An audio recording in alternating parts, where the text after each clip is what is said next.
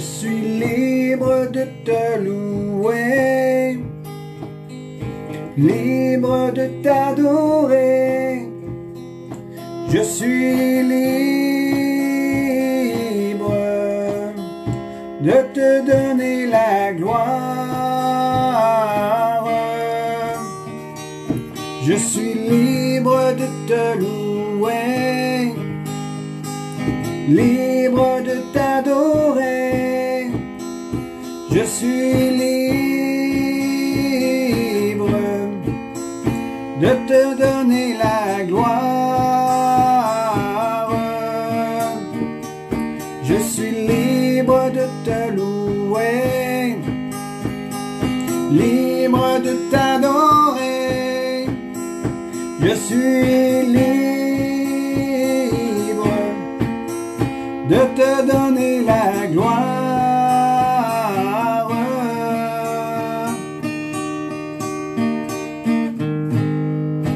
Prends ma vie, je te la donne aujourd'hui, tel que je suis, je viens à toi. Transforme-moi et viens briser mes chaînes. Libère-moi des marques du passé. Je veux renaître et ne plus être loin de toi. Je veux renaître et ne plus être loin de toi.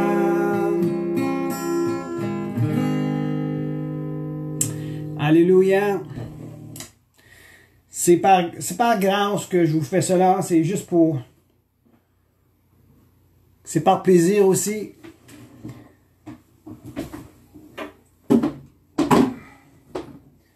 Et espérant que vous appréciez, je fais cela juste pour une petite attente, que les gens s'installent, que les gens prennent le temps de se positionner et de se préparer à recevoir un petit enseignement. Alors, merci à vous tous. Merci ceux et celles qui sont fidèles à ce rendez-vous quotidien. À 6h30 du lundi au samedi, je partage quelques petits sujets qui est, je crois, d'actualité pour notre croissance spirituelle, même pour ceux et celles qui n'ont pas encore fait l'expérience. Pour ceux et celles qui n'ont pas encore fait l'expérience de recevoir Jésus-Christ dans sa vie personnelle et de goûter à l'amour inconditionnel de Dieu et à vivre dans des temps de rafraîchissement. Parce que recevoir Jésus aujourd'hui, c'est vraiment un privilège et ça vient faire du bien pour notre âme. Ça met de l'assurance dans notre vie. Alors ceux et celles qui n'ont pas encore expérimenté le salut par grâce, le fait de recevoir Jésus dans leur vie, dire j'ai péché, je suis pas un homme, je suis pas une femme parfaite, j'ai des péchés dans ma vie, je le reconnais bien, j'ai besoin d'un sauveur et ce sauveur c'est Jésus, je veux le recevoir dans ma vie. Viens, Jésus, dans ma vie, je t'ouvre mon cœur, pardonne-moi, sauve-moi, révèle-toi dans ma vie, je veux te connaître et rentrer en relation avec le Dieu d'éternité et faire de ce Dieu mon papa. Viens dans ma vie, Jésus, sauve-moi, pardonne-moi. Merci de me sauver. Alors ceux qui font cela, ils rentrent dans une expérience surnaturel, et ceux qui l'ont fait et qui désirent avoir soit une Bible ou un dialogue ou un suivi, faites-moi en part. ou allez vers quelqu'un que vous savez qu'il est chrétien, contactez-le et dites-leur, j'ai accepté Jésus-Christ dans ma vie comme sauveur personnel. Maintenant, voudrais-tu m'aider à développer cette relation d'intimité avec ce sauveur merveilleux? Je veux apprendre à connaître Jésus davantage. Et la personne que tu vas faire appel en demandant cette question va se porter volontaire pour t'aider dans ta croissance spirituelle et cela va affecter ta vie, non seulement la tienne, mais ceux qui t'entourent aussi. Je te le garantis, ça fait depuis l'âge de 26 ans que je suis revenu au Seigneur Jésus-Christ et ma vie n'est plus la même. Amen. C'est un privilège vraiment, c'est un privilège. Je vous encourage à aller plus en profondeur dans votre relation d'intimité avec Jésus. Même ceux qui m'écoutent, même là où tu es rendu, je t'invite à continuer à aller de plus en plus profond dans une relation personnelle avec Jésus-Christ par le Saint-Esprit qui t'a été donné. Lorsqu'on parle d'aller plus profond, cela nous permet d'aller plus loin dans notre marche aujourd'hui. Et comment on fait pour aller plus profond? C'est qu'on prend des temps à part et on fait des choses qu'on n'a pas encore fait. On prend plus de temps dans la lecture. On étudie la Bible. On parle avec Jésus. On le loue, on le chante. On demande même à certaines personnes de nous aider dans notre marche chrétienne. Et on applique. On applique. Et je relâche cette parole-là maintenant. Un des problèmes que nous rencontrons dans nos vies bien souvent, et pour certains chrétiens dans leur vie, c'est que ils connaissent beaucoup de choses de la parole de Dieu. Ils connaissent beaucoup de choses. Où est ma Bible? M'allez la chercher tantôt. Ils connaissent beaucoup de choses de la vie chrétienne. Ils connaissent beaucoup de versets. Et ils sont toujours à la recherche de connaissances supplémentaires. Mais ils oublient de mettre en pratique ce qu'ils connaissent déjà de la parole de Dieu. C'est pour cela que leur vie n'est pas stable dans leur foi. Je vous encourage maintenant, au lieu de vous porter vers l'avant pour aller chercher une autre révélation, fais le bilan de ta vie spirituelle et de ce que tu connais de Dieu maintenant. Posons-nous cette question. Est-ce que je mets en pratique ce que je connais de Dieu maintenant? Est-ce que je pardonne à ceux qui m'ont fait du tort? Est-ce que j'entretiens des pensées négatives au-dedans de moi? Est-ce que je porte de la rancune envers quelqu'un? Est-ce que j'ai un mauvais regard sur certains aspects de la vie? Si oui, remédions à cela maintenant.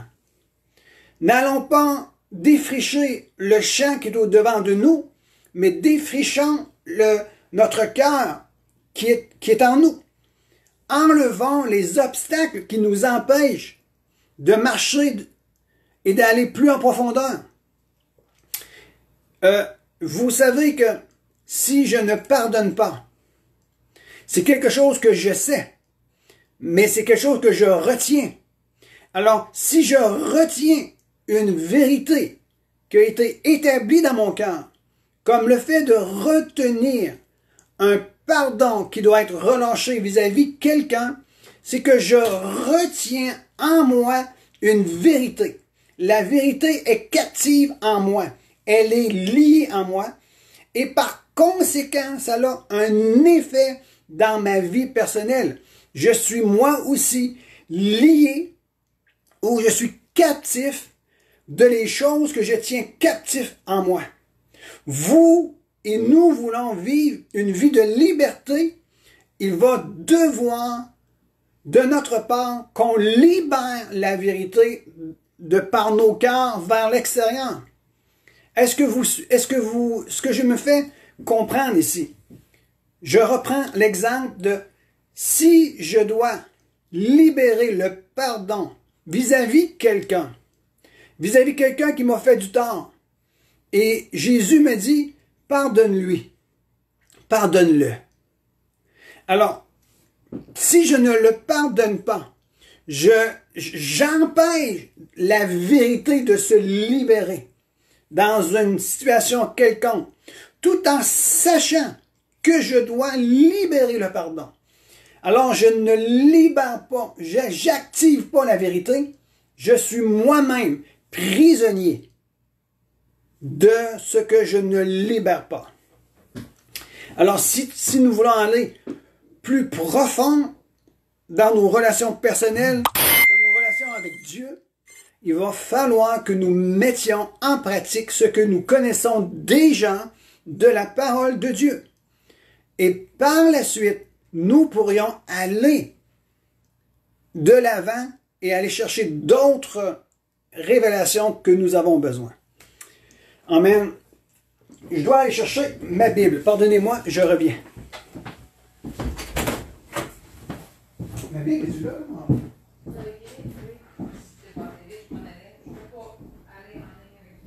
Mais non, c'est...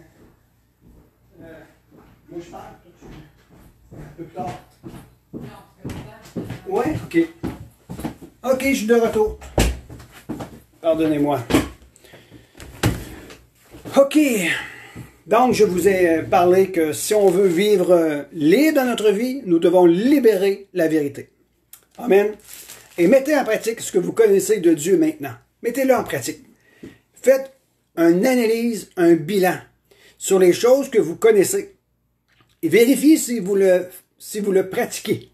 Si oui, gloire à Dieu, merci Seigneur, et on va pouvoir aller plus de l'avant.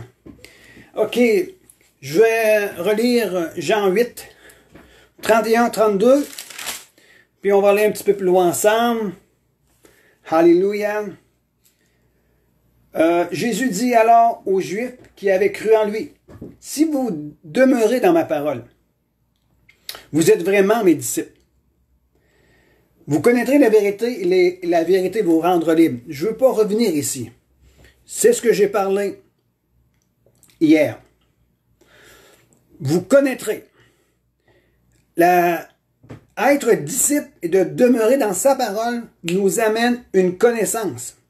Et cette connaissance-là, c'est une connaissance relationnelle qui me permet d'avoir une expérience avec la personne de Jésus-Christ. Et cela nous amène à expérimenter la vérité. De la vérité nous amène vers une liberté.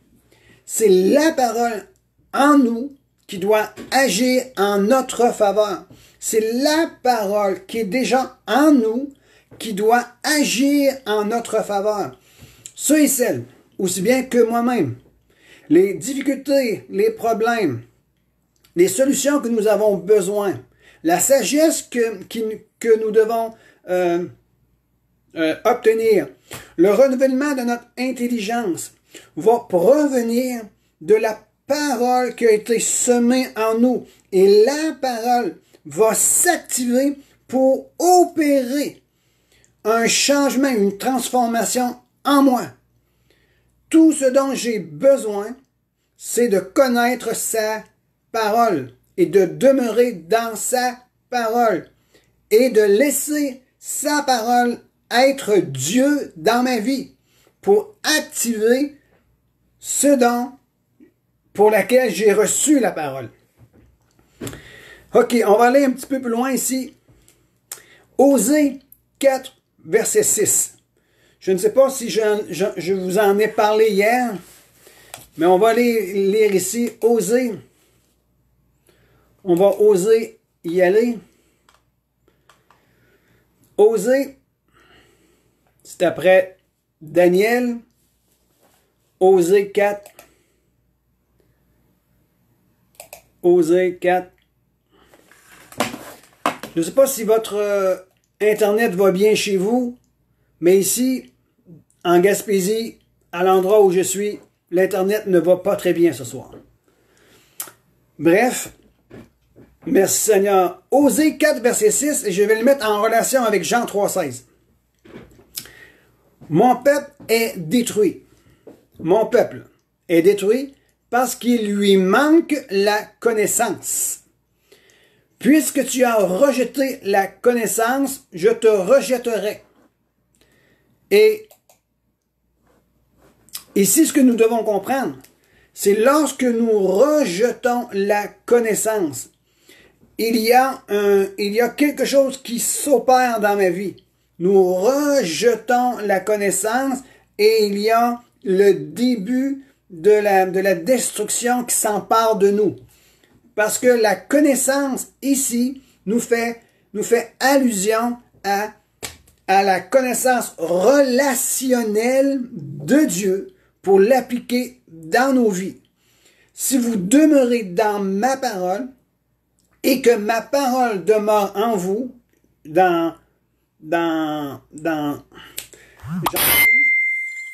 et que ma parole demeure en vous, demandez-moi ce que vous voudrez et cela vous sera accordé. Le fait de demeurer, de loger dans la parole, nous allons connaître la vérité et la vérité nous rendra libres. Mon peuple est détruit, car Dieu a tant aimé le monde qu'il a donné son Fils unique, la parole, faite chair, Jésus, afin que quiconque croit en lui ne périsse point. Mon peuple périt parce qu'il lui manque la connaissance. Jean 300, il dit, celui qui croit au Fils, celui qui croit à la parole, celui qui a une relation avec Jésus, a la vie éternelle. Le processus de la destruction est stoppé. Maintenant, ce qui vient prendre place, c'est le début de la restauration. Le début de la résurrection vient prendre place dans celui qui croit en Jésus. Amen. Alors, mon peuple est détruit parce qu'il lui manque la connaissance. Mais nous, maintenant, nous ne manquons pas de la connaissance de Dieu. Nous avons reçu Jésus-Christ, la parole, Dieu parole, en nous. Et son Saint-Esprit agit avec puissance. Et j'ouvre une parenthèse. Nous devons donner du matériel au Saint-Esprit pour qu'il travaille en nous. Nous devons donner du matériel au Saint-Esprit pour qu'il puisse travailler en nous. Et le matériel qu'on lui donne, c'est lorsqu'on rentre en relation d'intimité avec Jésus. Lorsqu'on regarde à la parole, qu'on la médite, qu'on la reçoit dans notre cœur, qu'on est imprégné de la parole de Dieu. Le Saint-Esprit vient et il remue les eaux en nous et il fait vivre la parole. Et notre esprit entend ce que l'Esprit dit à notre esprit. Je vous ai dit hier que si nous voulons développer l'esprit de la prophétie, et même si nous voulons être enveloppés de l'onction prophétique, la première chose que nous devons faire, c'est être imbibés de sa parole. Sa parole doit être dans nos cœurs. Et plus que je suis dans sa parole vient saturer nos vies et le Saint-Esprit prend plaisir en nous, comme nous prenons plaisir dans la parole, et il y a une unité de cœur et il y a un mouvement qui s'opère. Il y a un mouvement qui s'opère.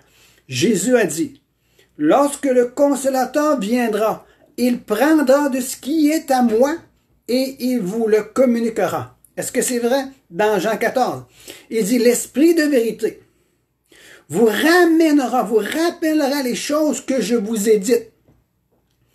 Mais pour que le Saint-Esprit puisse prendre les choses et de nous les révéler, nous devons les les prendre, les absorber dans notre être entier. Il ne prendra pas les choses qui sont à l'extérieur.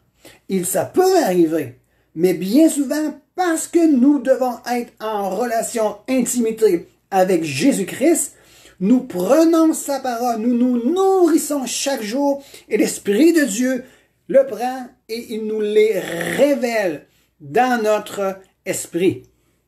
Alors, si nous voulons être prophétiques, si nous voulons devenir un peuple prophétique qui porte en lui et sur lui l'onction prophétique, nous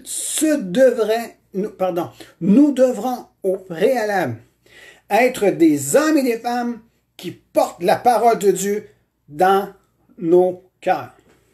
Amen. J'espère que c'est bien expliqué ici. Amen. On va aller un petit peu plus loin. Ça dit, mon peuple est détruit parce qu'il lui manque la connaissance. Alors, s'il y a des espaces dans ta vie où que tu es en train de te sentir que tu te perds, que tu es en train d'être submergé par les difficultés, par les problèmes, par la maladie ou par les dettes, tourne-toi et va te plonger dans la parole de Dieu. Cherche ce que Dieu a à dire en ce qui concerne ton besoin actuel.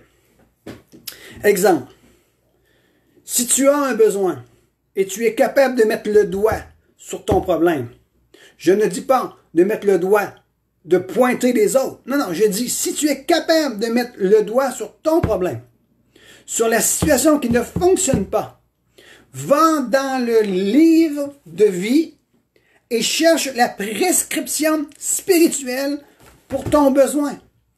Et lorsque la connaissance va rentrer dans ton cœur et que tu vas expérimenter la parole pour toi-même, le processus de destruction est stoppé. Et maintenant, tu renverses le processus pour parvenir à une restauration et être rétabli. Et tu dois appliquer ta foi. Amen. Ce que je voulais aussi vous partager, c'est que nous sommes interpellés d'après Osée 4.6 versus Jean 3.16. Nous sommes interpellés, nous tous, en aussi grand nombre que ceux qui entendent ce message. Nous sommes interpellés à retrouver notre relation avec notre Dieu, tout en ayant une expérience grandissante de jour en jour, vers la connaissance de sa parole qui va nous conduire de plus en plus près de lui. Amen. Ici, j'ouvre une autre parenthèse. Je m'en viens dans ceux qui ont un crayon, puis pour prendre des notes,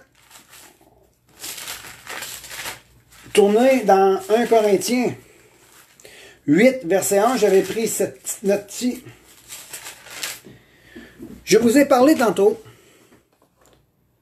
juste pour vous rentrer, je vous avais parlé tantôt que nous ne devons pas rechercher d'autres révélations si au préalable, nous n'avons pas mis en pratique ce que nous connaissons déjà de la parole de Dieu. Sinon, tu risques d'être déboussolé. Pourquoi?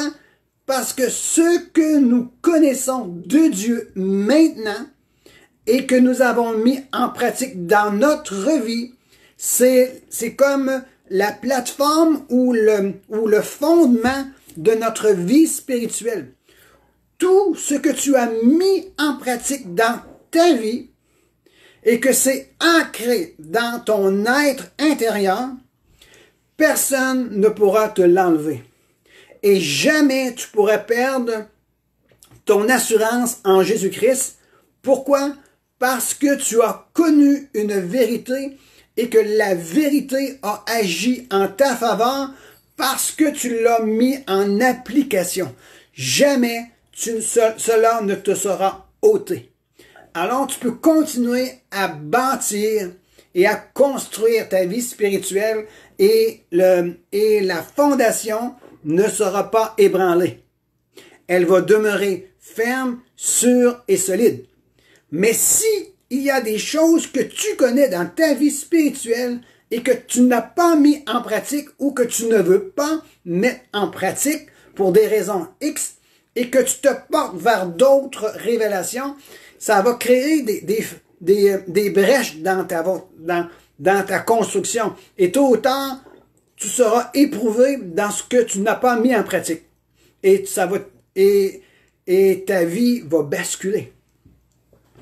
Et une des choses qui est importante, que la connaissance ou la relation que nous avons avec Jésus-Christ, elle doit toujours nous garder dans une humilité.